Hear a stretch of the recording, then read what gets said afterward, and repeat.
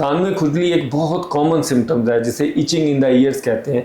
इसके multiple reason होते हैं, जिसमें सबसे जो मामूली रीज़न होता है वो कान में खुशी का होना होता है, स्केली। Info for patient. अस्सलाम वालेकुम, बिस्मिल्लाहिर्रहमानिर्रहीम। मेरा नाम प्रोफेसर डॉक्टर इमरान सईद है। बच्चों के नाक कान गले का मौलिज हूँ। गुज़िश्ता 26 साल से मैं बच्चों के नाक कान गले की बीमारियों के मुतल्लिक़ इलाज और मालूमात प्रोवाइड करता हूँ। मैं चिल्ड्रन हॉस्पिटल में प्रोफेसर और हेड ऑफ डिपार्टमेंट के तौर पे, जो कि university of child health sciences के साथ मुंसलिक है, वहाँ पे काम करता हूँ और डॉक्टर्स हॉस्पिटल में भी अपनी सर्विसेज प्रोवाइड करता हूँ। कान में खुजली एक बहुत कॉमन सिम्टम्स है जिसे इचिंग इन द ईयर्स कहते हैं।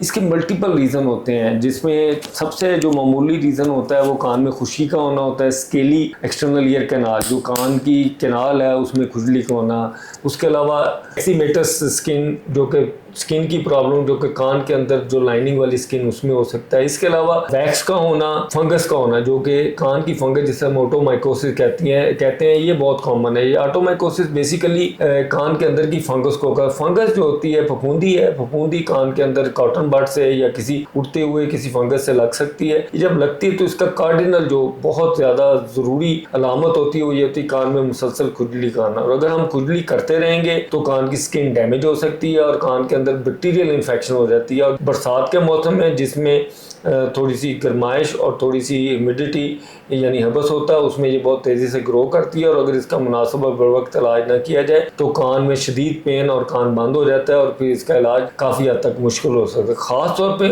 उन पेशेंट में जिनमें शुगर की इलामात हो या वो इम्यूनो कम्प्रोमाइज हो, ये प्रॉब्लम बहुत ज़्यादा बढ़ सकती है।